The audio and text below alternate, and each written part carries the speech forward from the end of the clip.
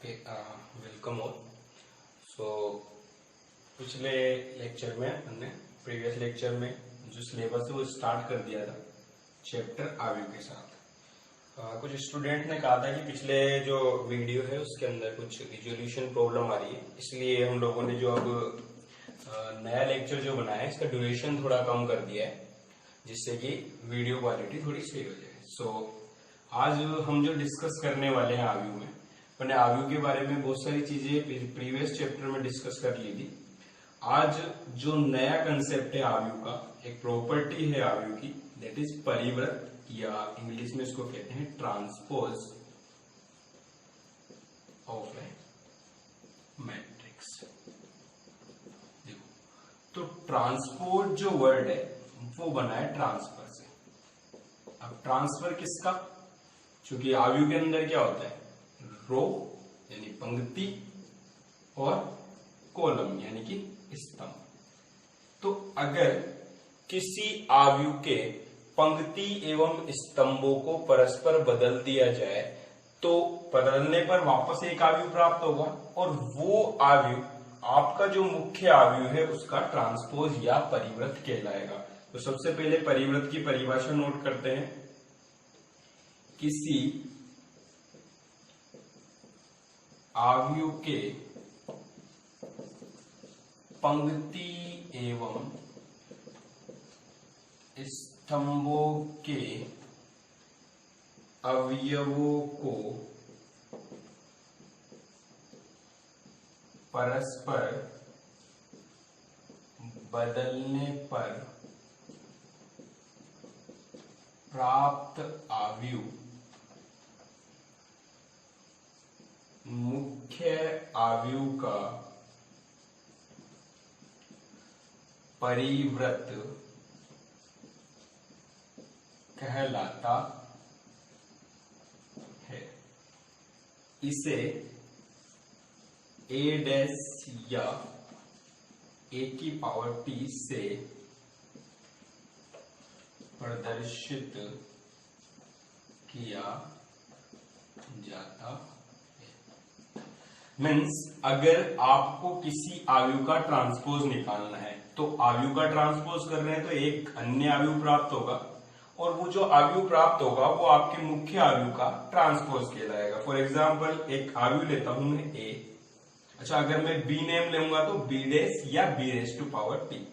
सो एक 2x2 या 2x3 का एक आव्यूह लेके देखते हैं अपन। 1 2 3 4 5 6। सो पहले अपन क्रम के बारे में डिस्कस करते हैं। तो इस आव्यूह के अंदर दो पंक्तियां हैं R1 और R2, और तीन कॉलम है C1 C2 और C3। तो अपन सब जानते हैं प्रीवियस चैप्टर के अकॉर्डिंग या प्रीवियस लेक्चर के अकॉर्डिंग कि 2x3 इसका क्रम होगा। अब मैं क्या करता हूं, इस आव्यूह के पंक्तियों और स्तंभों को परस्पर बदल देता हूं। सो देखिए, पहली पंक्ति कौन है, 1 2 और 3, ये तीनों अवयव मिला के पहली पंक्ति बनाते हैं। लेकिन मुझे पंक्तियों को स्तंभों से बदलना है तो क्या होगा, 1 2 और 3। और दूसरी पंक्ति कौन सी है, 4 5 और 6, और ये बन जाएगी दूसरा कॉलम। तो ये भी एक आव्यूह है। इस आव्यूह का क्रम क्या था, 2x3, तो इसका क्या होगा, 3x2। तो अब इसको a तो बोल नहीं सकते क्योंकि a तो ये है, तो ये a का क्या है, परिवर्त रूप यानी कि a का ट्रांसपोज। सो एक चीज और आपने नोटिस की होगी कि अगर मुख्य आव्यूह का क्रम m/n है तो जब आप इसका ट्रांसपोज करेंगे तो जो नया आव्यूह आएगा उसका क्रम n/m होगा। क्यों?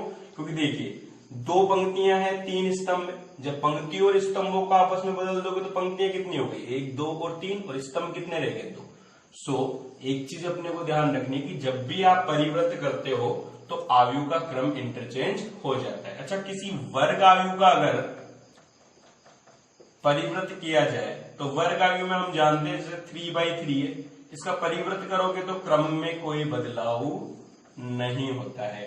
सो परिवर्त क्या होता है, किस तरीके से ये निकाला जाता है और किस तरीके से इसके अंदर ऑर्डर चेंज होता है, वो आप लोगों ने देखा है। एक बार वीडियो को पॉज करके ये डेफिनेशन नोट करिए।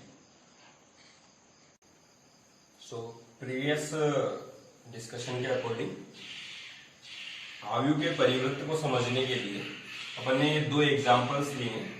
एक आव्यूह है ए जो 3/2 का है और दूसरा आव्यूह है बी जो 2/3 का है।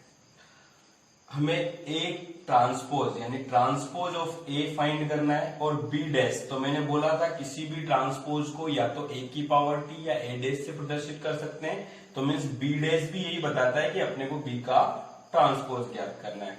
सो ए का ट्रांसपोज मतलब ए मैट्रिक्स का ट्रांसपोज कर दो। तो ए मैट्रिक्स कितने बाई कितने की है? 3/2 की। तो ट्रांसपोज कितने का होगा?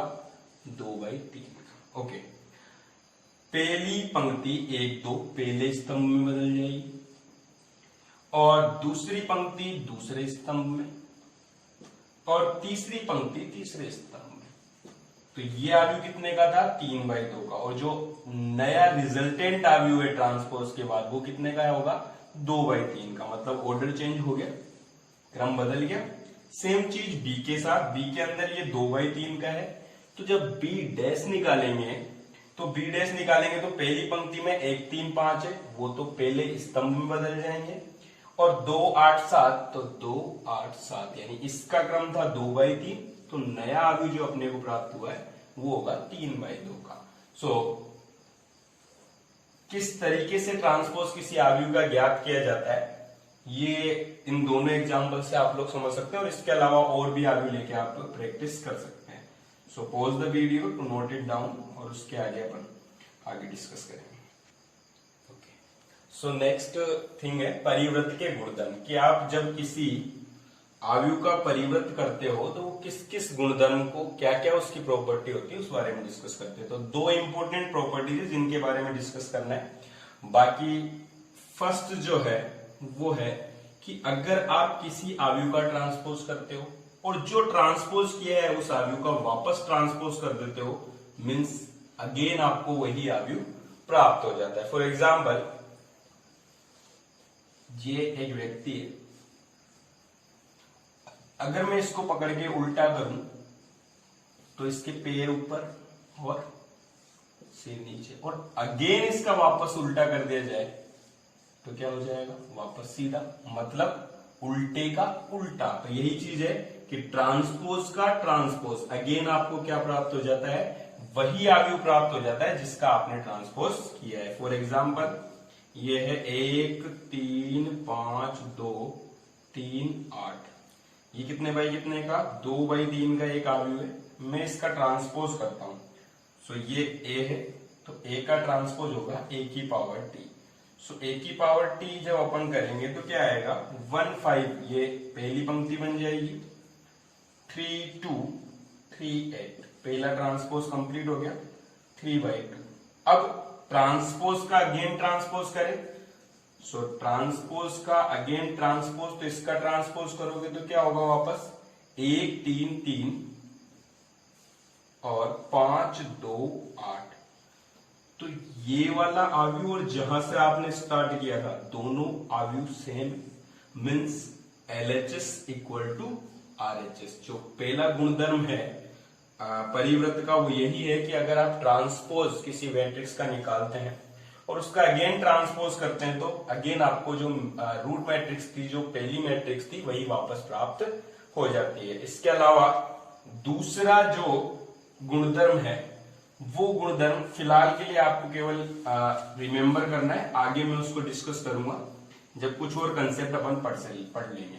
कि अगर A गुणा B, तो अभी अपने डॉट मैट्रिक्स का नहीं सीखा है, इसलिए अभी के लिए केवल इस गुणधर्म को आप नोट डाउन करके लिखेंगे। A डॉट B की पावर T, यानी कि A को B से गुणा करके अगर उसका ट्रांसपोज किया जाए तो वो होता है B की पावर T गुणा A की power T। So as of now ये आपको केवल नोट करना है। We will explain it later. Okay, so फिलहाल के लिए ये दोनों गुणधर्म नोट कर लीजिए और उसके बाद परिवृत्त से एक इंपॉर्टेंट कंसेप्ट हम डिस्कस करेंगे। सो एक बार दोनों गुणधर्मों को नोट करने के लिए वीडियो को पॉज कर लीजिए और दोनों गुणधर्म नोट कर लीजिए। ओके, सो नेक्स्ट इक्वेशन परिभाषा है अपने पास तुल्य आयु। तुल्य आयु बहुत इंपॉर्टेंट भी है और आगे अपने काम आने वाला है। तुल्य आयु मतलब equal matrix. Equal matrix means दो ऐसी मैट्रिक्स जो इक्वल हो जाए। तो मैट्रिक्स में दो चीजें हैं। जैसे इस मैट्रिक्स की मैं बात करूं तो 2x2 तो इसका क्रम है और 1 अवयव इसका 3 है, इसका 5 है, 1 2 अवयव, और ये 2 1 अवयव 2 है और 2 2 अवयव 8 है। तो मैं एक दूसरी मैट्रिक्स को a को b के बराबर कह सकता हूं केवल और केवल कब, जब पहली चीज तो दोनों मैट्रिक्स के क्रम बराबर हो, क्रम समान हो।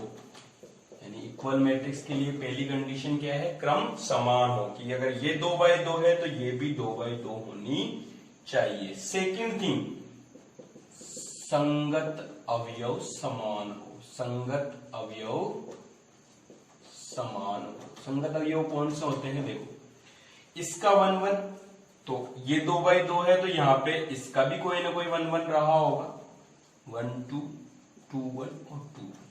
तो आपने क्रम तो इक्वल कर दिया। अब संगत अवयव कैसे, b11 की जगह वही आना चाहिए जो a11 की जगह आ रहे हैं, मतलब 1 1 1 1 1 2 तो यहां पे होना चाहिए 5, 2 1 तो यहां पे 2 है तो यहां पर भी क्या होना चाहिए, b में भी 2, और 2 2 अगर इधर 8 है तो, यानी कि दोनों चीजें इक्वल हो, क्रम और प्रत्येक संगत अवयव, तभी a और b आपस में क्या कहलाएंगे, तुल्य आव्यूह कहलाएंगे। तो तुल्य आव्यूह कहलाते हैं, दो आव्यूह या दो से ज्यादा भी हो सकते हैं, जब एक तो उनके क्या होने चाहिए, क्रम समान होने चाहिए, और सेकंड थिंग संगत अवयव समान होने चाहिए, बराबर मान होना चाहिए संगत अवयव का। अगर इसका 1 1 3 है तो इसका 1 1 भी 3 होना चाहिए। अच्छा, दोनों में से केवल एक ही चीज हो, मान लीजिए ये भी 2x2 है, ये भी 2x2 है, लेकिन यहाँ 5 है, तो क्या a बराबर b होगा, नहीं। क्यों नहीं होगा, क्योंकि 3 सही है, 5 सही है, लेकिन 2 1 अवयव इस मैट्रिक्स का कितना है, 2, जबकि इस मैट्रिक्स का कितना है, 5। मतलब इनमें दोनों में से अगर एक भी कंडीशन गलत हो जाती है तो आव्यूह तुल्य आव्यूह नहीं कहलाते हैं। तो तुल्य आव्यूह के लिए दो चीजें कंपलसरी है। फर्स्ट ऑफ ऑल, जिन भी आव्यूहों को आप तुल्य आव्यूह कह रहे हैं उनके क्रम समान होने चाहिए, और जो भी आव्यूह है उनके संगत अवयव भी परस्पर क्या होने चाहिए, समान होने चाहिए।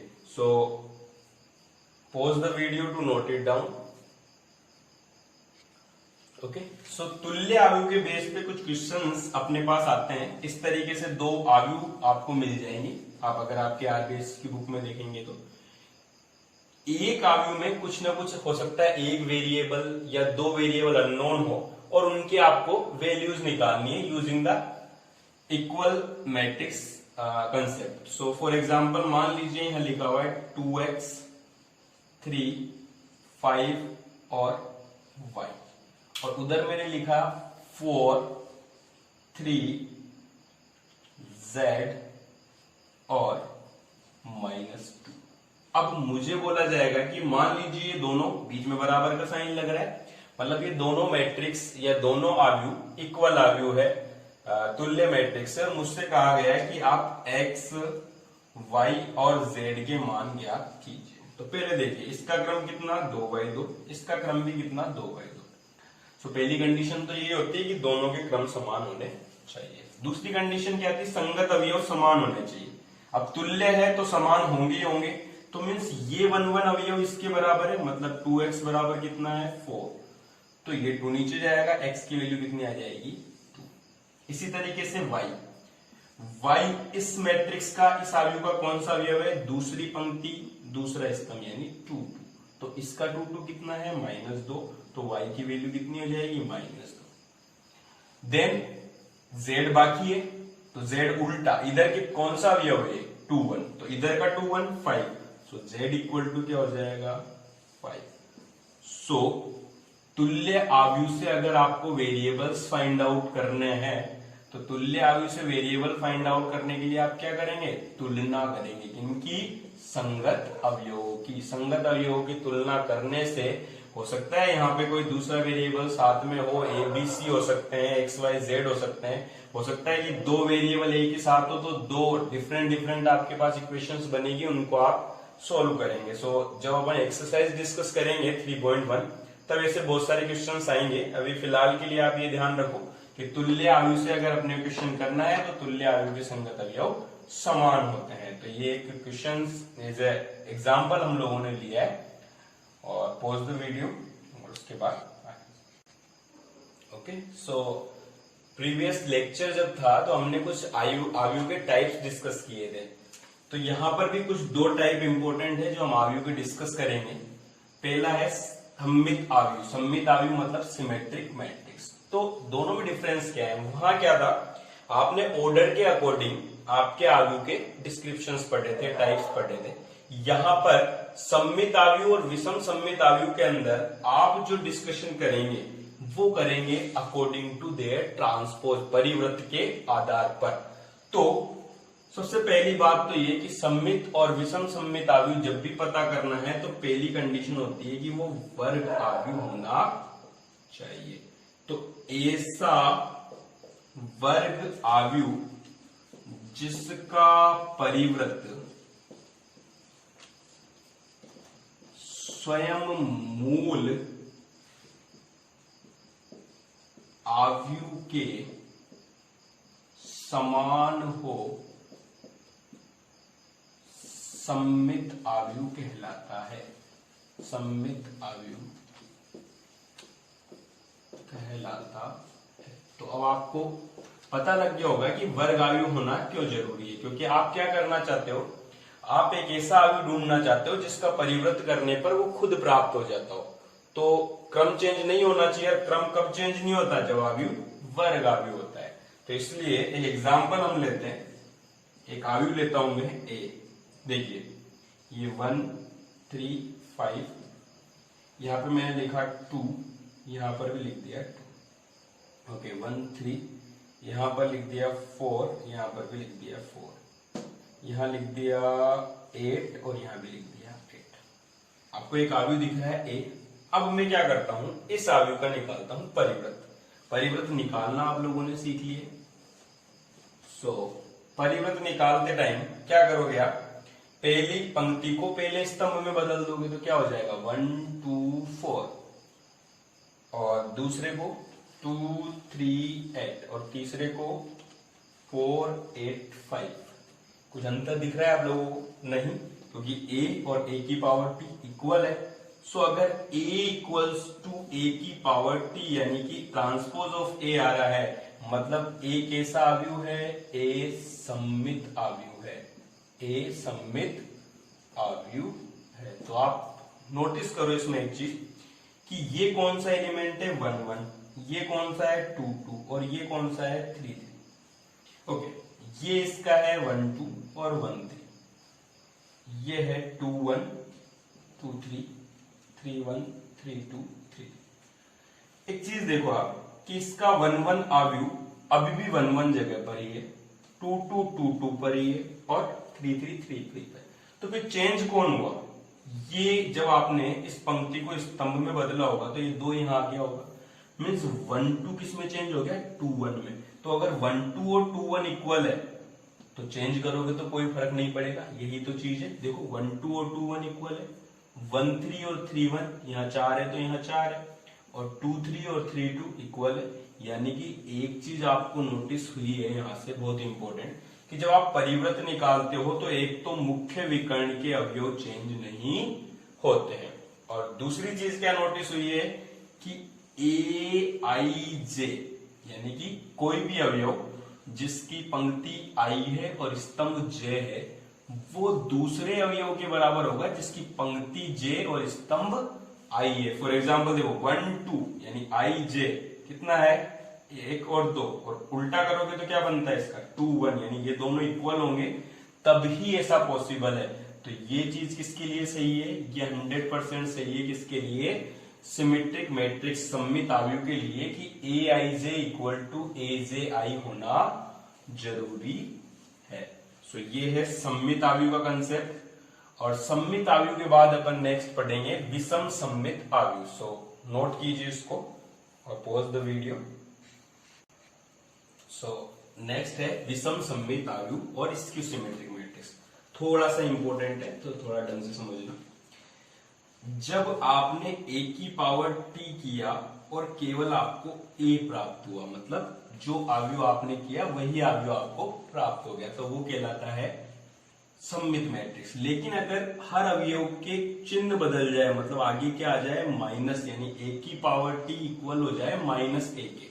अब यहाँ माइनस क्यों लगाया है, ये जब आगे अपन माइनस क्या बोलते हैं अदिश गुणा पढ़ेंगे तब डिस्कस करेंगे। लेकिन अभी केवल ये याद रखो कि जब किसी अवयव का आप ट्रांसपोज करते हो और उस ट्रांसपोज में अवयव तो वही रहे लेकिन चिन्ह परस्पर बदल जाए, मतलब जो पहले अवयव प्लस था वो माइनस हो जाए, जो माइनस था वो प्लस हो जाए। तो इसमें एक इंपॉर्टेंट जो चीज है, जो पिछली बार मैंने आपको नोटिस करवाई थी, वो इसीलिए करवाई थी 1 2 1 3 2 1 2 3 3 1 3 2 3।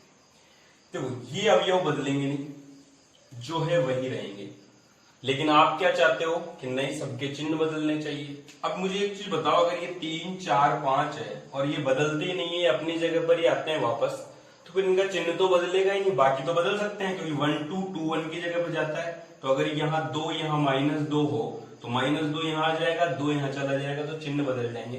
तो फिर इनके साथ क्या होगा, तो अपने को एक ऐसी संख्या ढूंढनी है, ये अवयव परस्पर बदलते नहीं है, ये जहां है वहीं स्थिर रहते हैं, कांस्टेंट रहते हैं। तो मीन्स ऐसी कोई संख्या ढूंढनी पड़ेगी कि जिसको आप प्लस के साथ भी रख सकते हो और माइनस के साथ भी रख सकते हो, उस पर कोई फर्क नहीं पड़ता हो, तब भी चिन्ह बदलने का कोई मीनिंग निकलेगा। तो एक बात बताओ, प्लस का 0 और माइनस का 0 कुछ डिफरेंस है, 0 ही कहलाएगा। मतलब विषम सममित अवयव में ये चीज तो कंपलसरी है कि मुख्य विकर्ण के सभी अवयव क्या होते हैं, शून्य होते हैं। और दूसरी चीज क्या कंपलसरी है, ए आई जे आई के बराबर तो होता है, लेकिन किस रूप में, माइनस रूप में। मतलब ध्यान से समझिए, अगर मैं एक मैट्रिक्स लूं इस तरीके से 0 2 3, ओके, यहां पे -2 0 4, यहां पे लूंगा 1 3 और 3 1 -3 और यहाँ पे -4 और 0, ये एक मैट्रिक्स है ए। अब मैं a की पावर t निकालता हूं। सो देखिए ढंग से, a की पावर t निकालते टाइम 0 -2 -3 और ये 0 2 3, यानी पहली पंक्ति पहला स्तंभ बन गई। क्या हुआ, यहाँ पे 2 और 3 पहले भी थे अब भी है, लेकिन पहले माइनस के थे और अब प्लस के हैं, चिन्ह चेंज हो गया। सेम दूसरी चीज देखो, -2 0 और 4, देखो कंपेयर करो 2 और 2, लेकिन क्या बदल गया, चिन्ह। 0 कोई फर्क नहीं पड़ा, चिन्ह बदले या नहीं बदले, प्लस का 0 हो या माइनस का 0 कोई फर्क नहीं। -4 +4 हो गया। अच्छा तीसरी पंक्ति अभी बाकी है, तो -3 -4 0। तो देखो -3 यहां पर कितना है 3, लेकिन आया क्या -3, यहाँ पे 4 -4, यहाँ 0 यहाँ 0। तो यानी कि ये तो फिक्स हो गया कि विकर्ण के अवयव बदलते नहीं है ट्रांसपोज करने पर भी, और ट्रांसपोज करने पर भी विकर्ण के अवयव नहीं बदलते, मतलब लेकिन अपने को तो चिन्ह बदलना है हर अवयव का। तो ऐसा एक अवयव चुना जाए जिसपे चिन्ह का फर्क नहीं पड़ता हो, तो वो केवल 0 है, 0 के अलावा सब पे चिन्ह का फर्क पड़ता है। सो एक चीज आपको नोटिस हुई होगी, एक तो ये चीज ध्यान रखनी है, ए आई जे इक्वल टू होगा ए जे आई के, लेकिन किसमें, विपरीत चिन्ह में। और जो मुख्य विकर्ण के अवयव है वो सारे क्या होंगे, शून्य। सो विषम सममित मैट्रिक्स क्या होती है कि जब आप किसी का ट्रांसपोज करो तो उसके अवयव तो वही रहे जो पहले थे, लेकिन अवयवों के जो चिन्ह है वो बदल जाए, परस्पर बदल जाए। मतलब पहले अगर अवयव प्लस का है तो वो माइनस का हो जाए, और जो माइनस का है वो प्लस का हो जाए। और एक चीज जो आपको पहचानने के लिए बताइए कि मुख्य विकर्ण के सभी अवयव विषम सममित अवयव के क्या होते हैं, 0 होते हैं, शून्य होते हैं। ये चीज बहुत अच्छे से समझ लेना। अच्छा एक चीज और डिस्कस करते हैं, आपने आइडेंटिटी मैट्रिक्स भी पढ़ी है, दशमक अवयव, जिसके अंदर जैसे मुझे 3x3 की बनानी होती है तो आप 1 0 0 0 1 0 0 0 1 इस तरीके से बनाते हो। तो दोनों अवयवों में कुछ दिख रहा है आपको, इसमें मुख्य विकर्ण के सभी अवयव शून्य होते हैं और इसमें मुख्य विकर्ण के सभी अवयव एक इकाई होते हैं। तो ये दोनों चीज मैं बार बार इसलिए बोल रहा हूं क्योंकि आगे आने वाला कंसेप्ट इन दोनों चीजों पे डिपेंडेंट है। सो एक बार पोज करके दोनों चीजें अपने अपने लैंग्वेज में नोट कीजिए। सो आज का लास्ट कंसेप्ट अनुरेख या ट्रेस। ये जो टॉपिक है ये आपको आरबीएससी की बुक में नहीं मिलेगा, बट कॉम्पिटिटिव एग्जाम्स में बहुत सारे क्वेश्चंस इस पे से आते हैं। सो एक बार थोड़ा ढंग से समझ लेते हैं कि अनुरेख और ट्रेस क्या होते हैं। पहली चीज तो ये कि अनुरेख और ट्रेस हमेशा एक वर्ग आव्यूह का निकलता है, और वो क्यों निकलता है वो आप अपने आप समझ जाओगे जब मैं इसकी परिभाषा लिखूंगा। किसी वर्ग आव्यूह के मुख्य विकर्ण के सभी अवयवों का योग उस आव्यूह का अनुरेख या ट्रेस कहलाता है। मीन्स अगर आव्यूह वर्ग आव्यूह नहीं होगा तो उसमें मुख्य विकर्ण होगा ही नहीं, तो इसलिए पहली कंडीशन तो क्या है, वर्ग आव्यूह होना कंपलसरी है। अब वर्ग आव्यूह के मुख्य विकर्ण के जितने भी अवयव है उन सब का योग करेंगे अपन, तो जो योग प्राप्त होगा, वो जो सम प्राप्त होगा अपने को, सम मिलेगा, वो सम क्या कहलाता है, उसका ट्रेस कहलाता है। For example 1 2 3 4 5 6 7 8 9। ओके, वर्ग आव्यूह है, हाँ 3/3 है। मुख्य विकर्ण यही है, इसके अवयवों को जोड़ेंगे 5 और 1 6 और 9 15। तो अगर मुझसे कोई पूछे कि इस मैट्रिक्स का, इस आव्यूह का ट्रेस कितना है, अनुरेख कितना है, तो मेरा आंसर होगा 15। बट क्वेश्चन ऐसे नहीं पूछा जाता। क्वेश्चन पूछा जाता है इस तरीके से कि एक 3 कोटि का इकाई आव्यूह है, 3 कोटि का इकाई आव्यूह, और मुझसे पूछा जाता है इसका ट्रेस क्या होगा। तो मैंने आपको एक कंसेप्ट बताया था, इकाई आव्यूह 3/3 का आप बना रहे हो तो मुख्य विकर्ण के सभी अवयव कितने होंगे, एक इकाई होंगे। और कितनी बार आएगा एक मुख्य विकर्ण में, जितनी कोटि होगी, तो 3 बार आया है, तो यानी कि ट्रेस कितना हो जाएगा 3। यानी कि इकाई आव्यूह की जितनी कोटि होगी उतना ही उसका क्या होगा, ट्रेस होगा। अगर मान लीजिए 4/4 होता तो ट्रेस 4 होता। अगर वो बोल दे आपसे 5 या 5 कोटि का बोल दे, 10 कोटि का बोल दे, कितना भी बोल दे उतना ही उसका ट्रेस होगा। लेकिन अगर वो कहे आपसे 5 कोटि का विषम सममित आव्यूह, अभी मैंने विषम सममित आव्यूह जब पढ़ाया था तो बताया था कि विषम सममित आव्यूह के मुख्य विकर्ण के सभी अवयव क्या होते हैं, शून्य होते हैं। तो कोटि कितनी भी हो, जितने भी अवयव है मुख्य विकर्ण के वो तो सब शून्य है, तो शून्य को कितनी भी बार जोड़ो हमेशा कितना प्राप्त होता है, शून्य। यानी कि इकाई आव्यूह का जो ट्रेस है वो तो कोटि पे डिपेंड करता है, जबकि विषम सममित आव्यूह के बारे में आपको ज्यादा सोचना नहीं है। जब भी विषम सममित आव्यूह आ जाए और आपसे उसका ट्रेस पूछ लिया जाए, हमेशा क्या होगा, शून्य, क्योंकि उसके मुख्य विकर्ण के सभी अवयव क्या होते हैं, 0 होते हैं। सो आज के लिए इतना ही, और इसके बाद अगली जो चैप्टर है, अगला जो लेक्चर हम डालेंगे उसके अंदर अपन आव्यूह के ऊपर संक्रियाएं, ऑपरेशंस किस तरीके से परफॉर्म होते हैं वो डिस्कस करेंगे। सो तब तक के लिए थैंक यू। और एक चीज का ध्यान रखिए, ज्यादा से ज्यादा हमारे जो YouTube चैनल है उसको सब्सक्राइब करें, और जो भी प्रॉब्लम आप लोगों को आती है वो नीचे कमेंट में, या आप अगर global science academy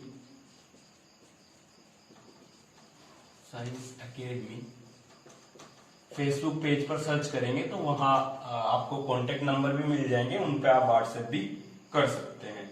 so thank you.